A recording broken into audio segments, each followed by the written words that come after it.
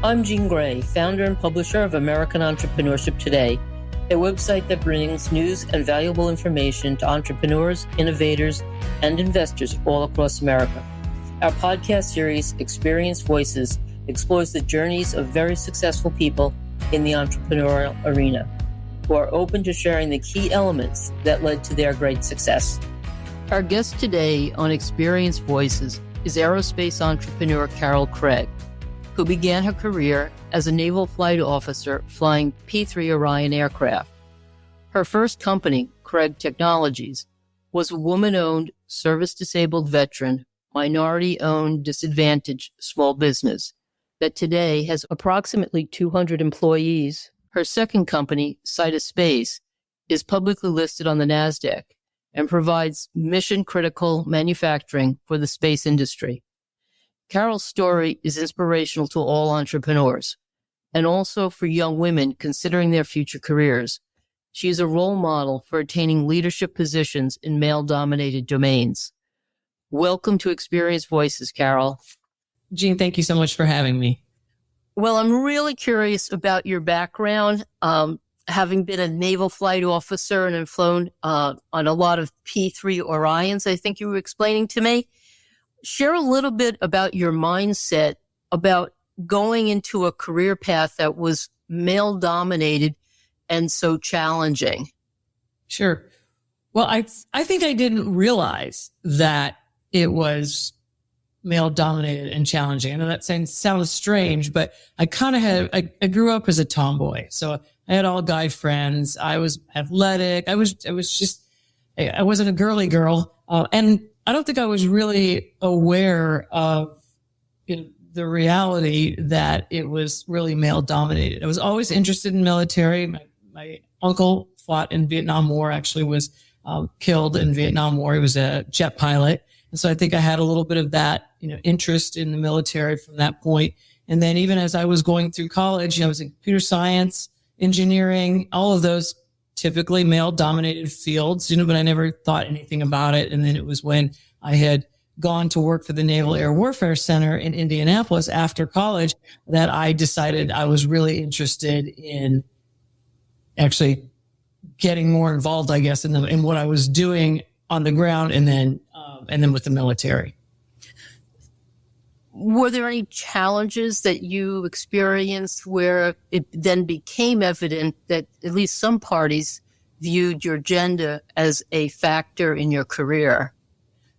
Absolutely, there were. I would say it actually started at AOCS. So I went through Aviation Officer Candidate School. And actually, to back up, when I decided to join the military as a Naval Flight Officer, at the time, women were not allowed to fly combat aircraft. So they weren't even going to go through things like SEER School. SEER School is survival, evasion, reconnaissance and escape, I think. I've forgotten now what that stands for, but it's basically POW training, right? So women, because they weren't going to be flying in combat aircraft, didn't go through things like that. And then so also when I went through Aviation Officer Candidate School, and there were not that many women going to the military in that direction as well. And that AOCS is actually, if you think back on Officer and a Gentleman, that was AOCS. So what was unique there, maybe the challenge I ran into a little, like you said, in a male-dominated field, was my drill instructor was not happy that he had a woman in his class. I mean, he made that very, very clear. He did not want women. He didn't want to train women. He was a Marine Corps drill instructor and a great guy. It turned out to be just fine. But that was kind of the beginning of recognizing like, wow, some people don't really want us here. And then as I went into flight school, I don't know that I felt it that much. Sometimes I actually felt like instructors might be being almost too nice. Like there was one time when I was flying as a Naval Flight Officer, you actually had to learn to fly front seat first, and then you move to the back seat in your aircraft. So I went through the training to fly front seat. And at one point I was flying and we were in the pattern coming into land, and I kind of did a couple of things prematurely, put down my landing gear too early. He said, oh, no, you don't want to do that. So I just slammed that landing gear right back up, which is not what you're supposed to do. It's called cycling the gear. It's a big no-no. So we had to go around the tower, have him look, make sure the landing gear was all good to go. And then when I landed and he gave me the brief, he actually just gave me an average score for that flight, which in reality, he should have given me what's called a down. There should have been a negative to that, and he didn't. And I don't know. I thought back, was it because I recognized it? I owned it. I said, absolutely, I made that mistake. Or was it because, it was new having women in the military at that time, or in aviation at that time, flying, potential for flying combat aircraft. And maybe there was a little bit, we was being a little bit nicer than he probably should have. So I know it sounds strange to think of it as the opposite. But then and even as I was in the military, I had, I wouldn't say run-ins, but I had strong conversations with other male aviators about whether or not, women should be flying in the Navy. And even some of the Navy wives had some issues, even though I was like, okay, I'm not interested in your husbands. I'm flying. There was always that. It was very odd because they didn't know where to include you. They didn't know if they should include you in the spouses clubs, if they include you, with the other women or what. So it was a little confusing to people, I think.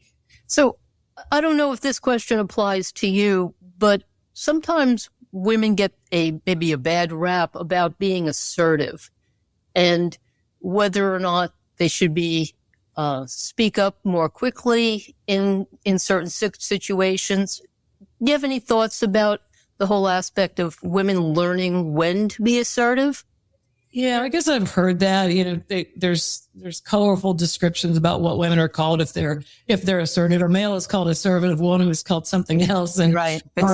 And I guess I can see that. The only thing I would say is if a woman is overcompensating for it, then it can maybe be perceived as an issue. And I'm not saying we have chips on our shoulders, but sometimes we may come into a conversation with that kind of already perceived notion of how we're going to be treated or what to expect. And that can cause us maybe to come off a little too aggressive or again, with maybe a little bit of a chip on his shoulder. But I don't know that I ever really saw too much of that.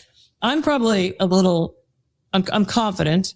I have a strong personality, but I also like to kind of sit back a lot of times. And even now, I'm in a room full of men with my leadership team a lot of times. And I will sit back, listen, and I'll speak up when I think it makes sense. Maybe that's an advantage to, what women do better than men sometimes. I don't know. Okay. So then you jump from a military career to being an entrepreneur. Yeah. And I know from the background that it's, a woman-owned service, disabled, veteran-owned, minority-owned small business.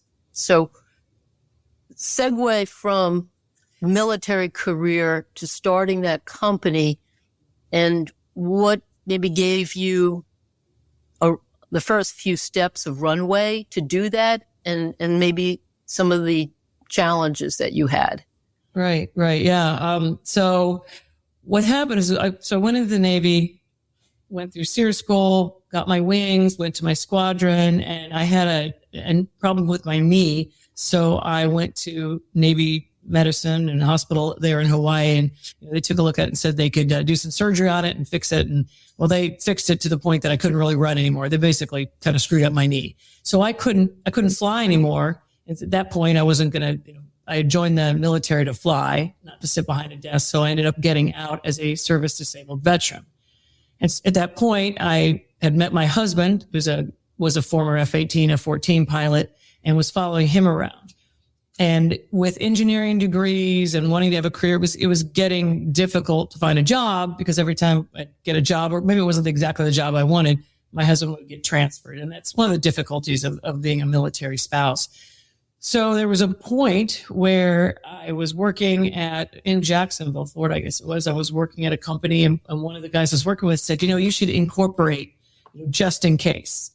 And it's like, okay, just in case what? He said, just in case, just incorporate. You never know. And so I incorporated Craig Technical Consulting, way long name. I shouldn't have done that, but I incorporated. And then within like a month or so, the company decided they were making changes. I think it was through an acquisition or something along those lines. And so I ended up getting laid off. And my husband was moving again. His squadron was moving up to Virginia Beach. So I'm like, okay, well, now I've got this company. I got some severance from the job I had before. I'm following John up to Virginia Beach. Why not see what I could do? And that was what kind of transitioned me into the entrepreneur side. It truly was just being a consultant, it just happened because of like those occurrences and my husband being transferred. And I thought, okay, well, let me see if I can make a go of this. And once we got up to Virginia Beach, within a couple of weeks, there's some connections and people that I knew, I ended up getting a consulting gig up at a healthcare company. And I was writing code. I was actually reverse engineering COBOL code. That dates me, right? When I say COBOL, that's the old stuff. And so that's really how I started the entrepreneurial journey, is just as a consultant. How long did you do that company? So that company pretty much grew. It grew from this one person show, me out of my kitchen, into over 500 employees at one point. The company's Craig Technologies, government contracting. And the way I moved into the government contracting was that I was doing the consulting and started to learn more about government contracting. And I really still had that desire and interest in the military. And then also what I had done before at the Naval Air Warfare Center in Indianapolis. And I was actually designing cockpit systems and things for military there. And I really wanted to get back into something with the government. So I started looking at ways that I could move from just being a consultant into supporting government contracts. That's when I discovered the Set-asides, service disabled, veteran owned, woman owned, minority owned. I'm actually adopted. My biological name is Elizabeth Sanchez, so I'm of Cuban heritage. So I had the minority ownership. And then there was another set-aside called Hub Zone, which is a historically underutilized business zone. And my main office happened to be in a hub zone because I was actually employing my mother to assist me as I was growing my consulting company. I asked her to come in and help, and she helped with accounting. She lived in that hub zone. So all of this kind of came together, and I recognized that, wow, there is definitely an opportunity here, to try to see if I can grow this consulting into a real business. And so it started with the set-asides. 500 employees are a lot of people. It took a while. Good. And you're in the back seat of a jet. What were the skills that not got you through the first 1 or 10 employees, but really, how do you build it then to that scale? Surround yourself with good people. Yeah, I was really blessed. I have a lot of people that have worked for me still for 20 some years that I brought on early on. And just over those years, it wasn't about me. It really was about my team. I do have some qualities where I refuse to give up no matter what. And so I think that helps when you go through the ups and downs, and, you can't, no matter what, I'm going to persevere. So I think that is very helpful. But really, when you grow, it's the people you surround yourself with. And that's not only the employees, I think, but it's also people in your community, other business owners. I was not afraid to reach out and ask questions and ask for help, because I don't have business degrees. I was making this up as I went along, right? Just figuring this out. And so it really meant that I had to start asking questions, and, you open yourself up, and maybe it's being humble to say, hey, I don't know everything, and I need to try to learn. And so that's really kind of what I did. I think a critical point for the growth in this government contracting, though, was circled around the set-asides, because I was a part of the 8A program, which is for minorities. Oh, and because of my Cuban heritage. So in the government, if you're part of an 8A program, you actually can get sole sourced contracts. It's still not easy. You can have all those set-asides and still not get work, because there are a lot of small businesses and set-aside businesses out there. So you still have to really distinguish yourself from the others. But that was probably the catalyst around 2005, where I won a small 8A contract. And actually the agency, they call it the accidental contract. I guess I must have low bid enough that they had to give it to me. It wasn't really who they wanted to give it to, but they're like, well, you won anyway, so let's see how it goes. And from there, we really started growing and winning more contracts, and then getting known, because that's part of it too. With these set-asides, well, the government has set-aside requirements. So they'll look at larger companies and larger contracts and say, hey, a certain portion of your work needs to be given to these set-aside type of categories or companies. And so it's really about networking, and it's going in there and saying, hey, I know that you've got set-asides to meet. Here's my qualifications. Here's what I've done. Here's what I'm willing to do, and really get in the door, and then keep those loyal customers. And that's what we did in the early days. We did everything we could to to show our value. Does that require a lot of patience when you sign into these programs and then it's 6 months, then it's a year, or then it's 3 years? Is patience part of the success? Patience is definitely part of the success. And I'm not very patient, to be quite honest, so it is definitely a learned type of attribute to realize it will take time. The way I looked at it was that if I have to have patience for one program, then I need several programs at one time. So one thing I think I'm really good at, maybe not as much as I get older, but multitasking. Really not staying just singularly focused on a particular contract or a particular business model or a particular customer or capabilities, whatever. You should be looking at it from all different directions and have a whole bunch of lines in the water, because they're not all going to hit at the same time. And you need to really create what I would call, I believe this, I think you create a diverse company, a diverse offering, because diversity to me means stability, because not everything's going to go along the same direction. So you have these contracts coming in. Can you share a point where you had to do a gut check and say, what was I thinking? Like where, or you were put into a situation where it really called upon you to tap into your reserves and your experience?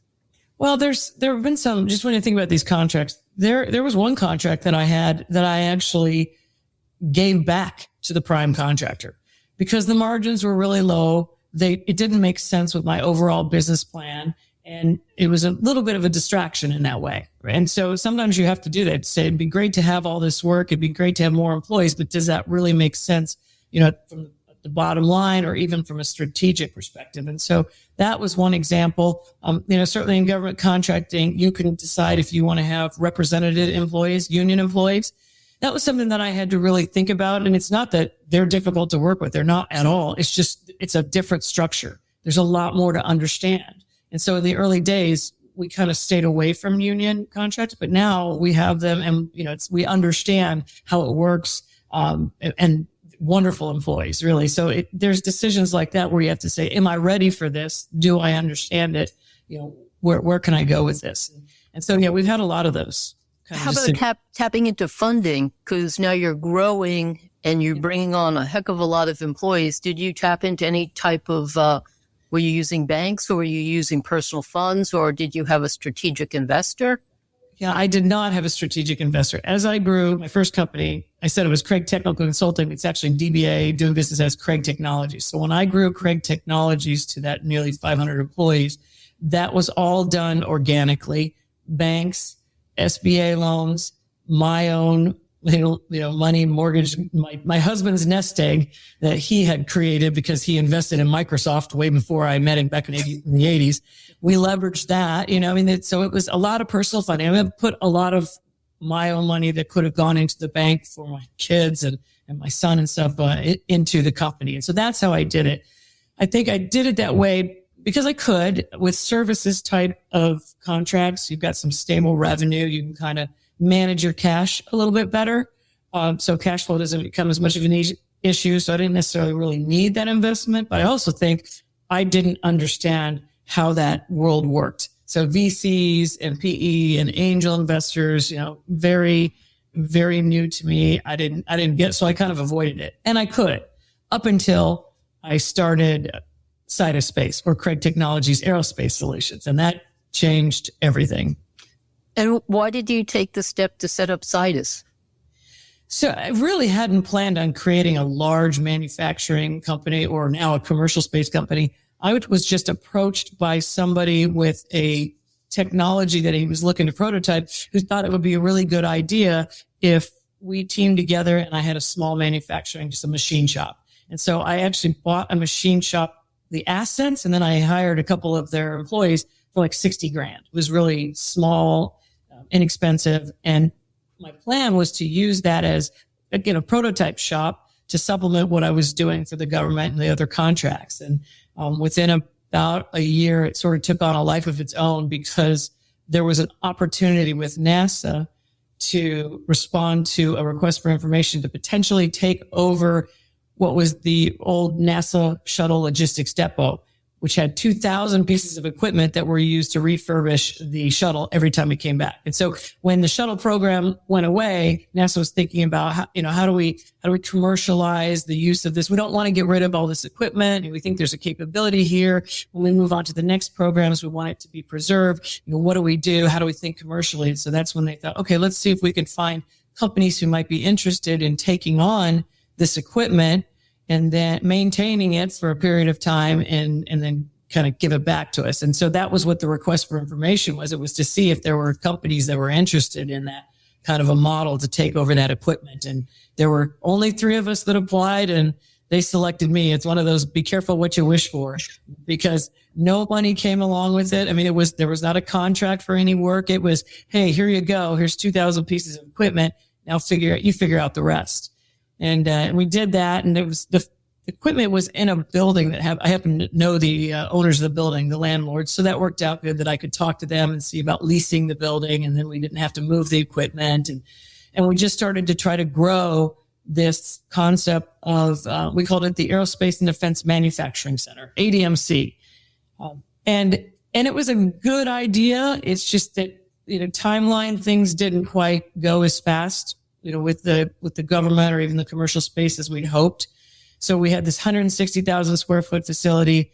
5 years, we had this equipment with NASA. And at the end of the 5 years, NASA asked if we wanted to, re-up or sign up again for the Space Act agreement. But this time they wanted us to pay for the use of the equipment. And at that point, we'd realized there's not a business case for all of this equipment or all of these types of specialty machines and such. So we had figured out what was really good, what made a good business case.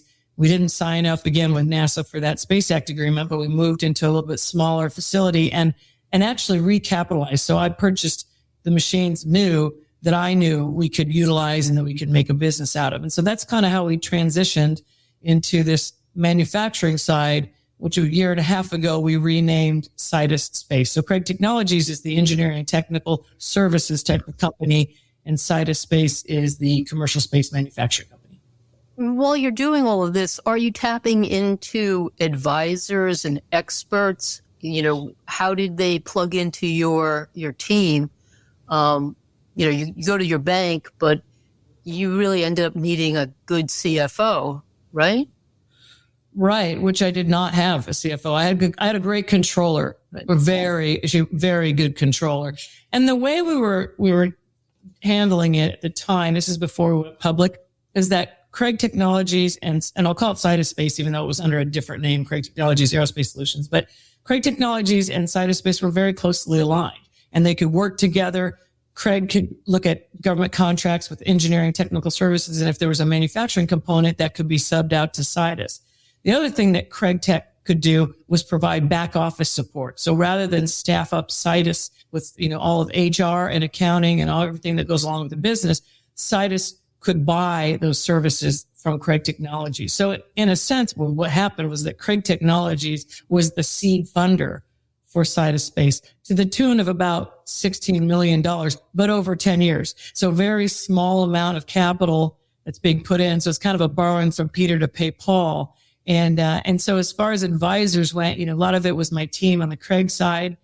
It was bankers, it was SBA, it was local community, but it's hard to find an advisor for something that nobody's ever really done before. And I think that was what was so unique about what we were doing and how we were structured. And so we continued on, and at some point we talked about not having, investors. Somewhat I realized I'm not going to be able to accelerate the growth of Sidus Space, especially looking at where commercial space is right now, unless I have some sort of capital investment, some sort of money to help us accelerate what we want to do. So what type of investor did you bring in? I went public.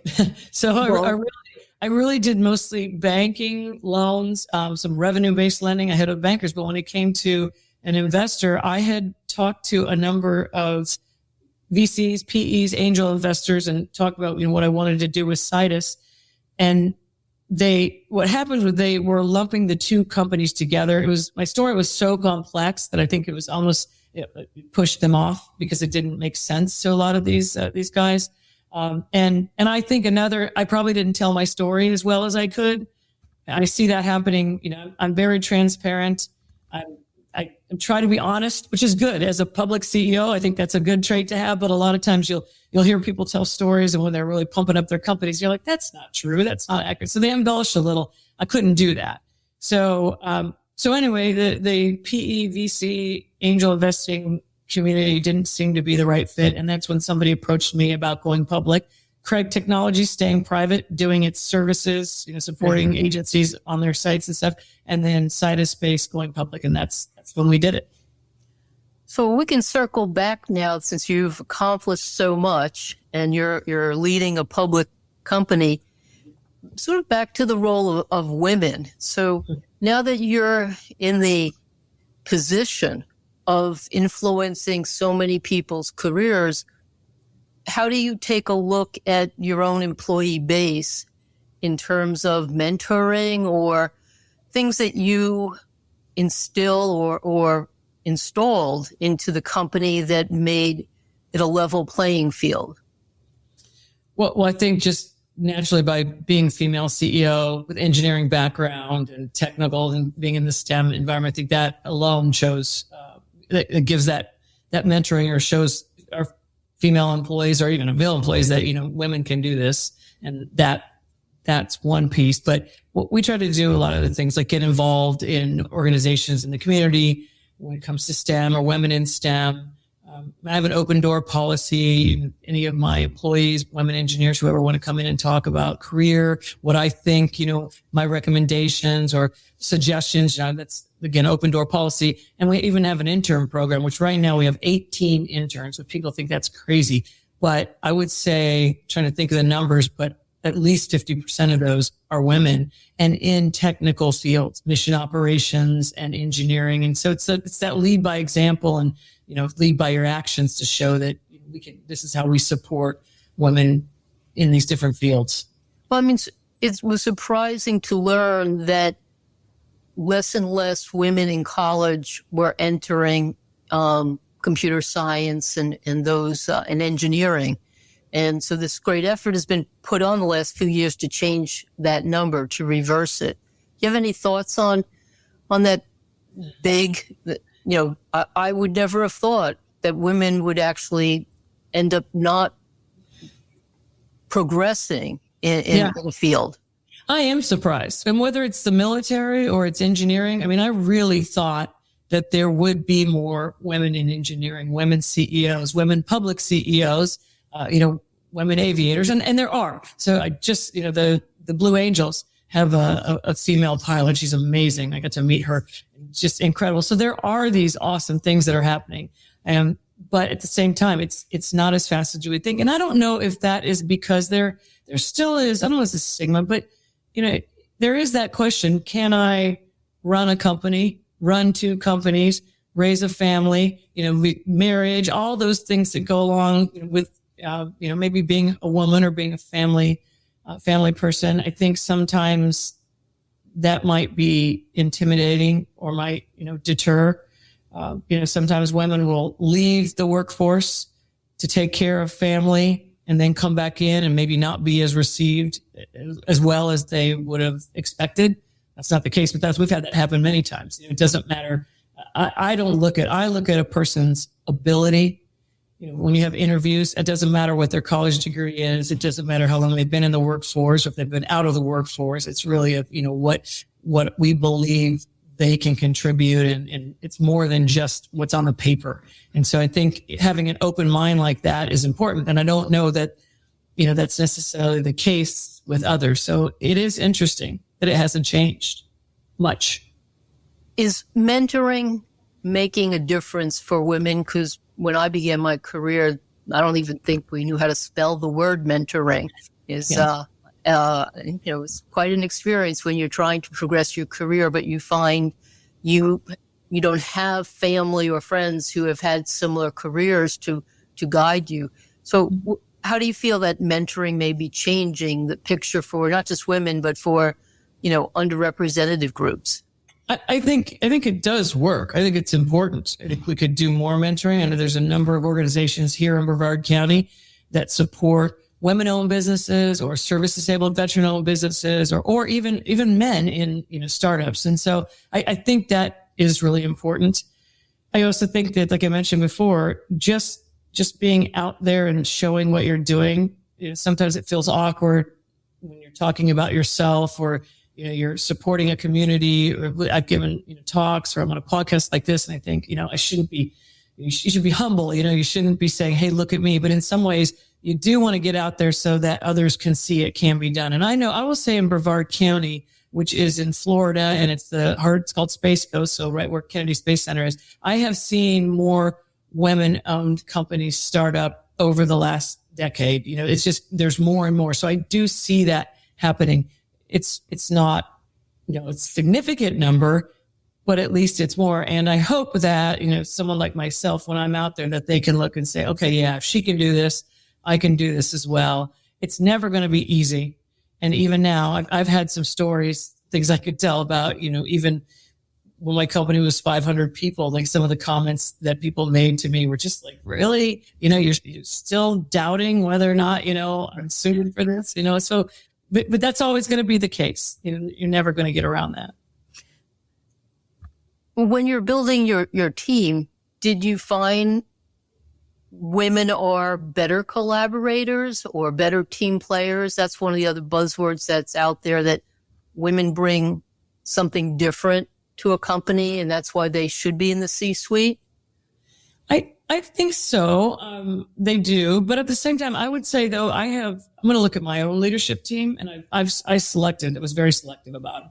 And a lot of my leadership team I knew personally before I even brought them on board, which if you look at the MBA kind of thoughts or whatever, they think that's a really bad move. Don't hire your family or friends.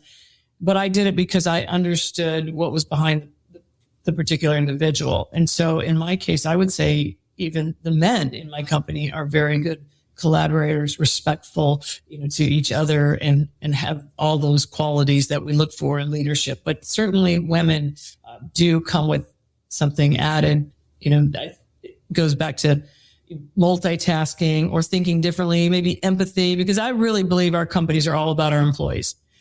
A lot of people focus on the bottom line, focus on that product, whatever. You don't have anything if you don't have your employees. And so what's really important is how you treat those employees, that you're compassionate. We all have families. We all have situations, that we're going to have our ups and downs. And I think sometimes I will see women actually be able to handle that a little bit better and lead better in that respect than men. But again, I've been blessed to have men that have those good qualities as well. I wouldn't hire them if they didn't. I guess that's what it comes down to, right? I think exactly. Women are just like looking for that opportunity up at the top to make themselves a contributor, and that we're just seeing more and more entryways open. Mm-hmm. But I think there still is, in the dialogue of, are women, why are there so few women who are CEOs of public companies? That discussion is still going on as to the rate of progress and why or why not. So that's why I thought I would pose a couple of those questions to you. Yeah. I still think some of it is maybe family related. I have a son with a rare genetic disorder. So as you can imagine, there's a lot of work when it comes to my family. I got a great husband, so I'm not on my own on this, but there's a lot of other things pulling at me. And so it is a balance. It really is, when you're trying to balance that personal and the professional. And as a mother, I am absolutely a control freak, especially when it comes to my family, right? So my son, I went to every doctor's appointment. We got him in college. He's doing great. But I want to be there, and I'm still involved, and very much. And so that pulls you from a traditional maybe CEO who can just 100% focus on a company, and your significant other can handle the things at home. So that may still be some of the challenge that women face, or some of the other minorities face. Will that ever change? I don't know, but maybe I'm an example of you can do it. It's not easy, but you can do it. Well, especially that women choose to leave the workforce when they are going to have and raise a family. So they may lose 5 or 10 years out of a career that they later come back to, and slows that progress up to the very top. So Right. those are all the things still playing out for us, I would say. So I thought we would sort of wrap up by talking a little bit about your initiatives that you are undertaking into the community. I think you're speaking at Junior Achievement. Yes. So what do you tell those young people? What's your theme when you get up in front of them? It really is. If I can do this, you can, kind of a thing. But I actually teach a Be Entrepreneurial class for junior achievement at a local high school every year. I've got different high schools, and I just finished up the last one. And really, it is that message of you can do this. It's not hard. There isn't any one way to do it. I feel like I probably did it the hardest way, so I can tell my story, and I can say, I hope you don't take all the zigs and zags and paths that I did. But yeah, it's really that you can do this no matter what the age is. And I think where we are right now with technology and the ability for young people to even be entrepreneurs in high school, where that is, I think that's just a huge advantage. I mean, these kids have a head start on where we are now. They can start doing this in high school, and so it's really important to me to support that and to be able to be in a classroom and kind of share my experiences and let them know that you could do this and you can do this now. You don't have to wait until you're 30 or 40 or 50. You can do this when you're 20 years old and you're in college. You can be an entrepreneur. And there's also that discussion about STEM and engineering and math. And does that mean I have to go a certain, route? And that's another thing I talk about. I'm working on a PhD in systems engineering, and systems engineering applies to music. It applies to business. It applies to engineering. I mean, there's an advantage to some of these STEM disciplines that don't necessarily mean that you are stuck in that particular discipline. You can still do a number of different things, but having some sort of a technical or STEM background, I think really is an advantage, even for business owners. I agree. I believe STEM will bring more and greater opportunities to people over the arc of their career. It was a pleasure speaking with you today, Carol, about your career, about entrepreneurship, and women-related issues. Thanks again for being a guest on Experienced Voices. I appreciate it. Thank you so much. You've been listening to the podcast series Experienced Voices, hosted by Jean Grey, publisher of American Entrepreneurship Today. Sign up for the series at americanentrepreneurship.com/podcasts.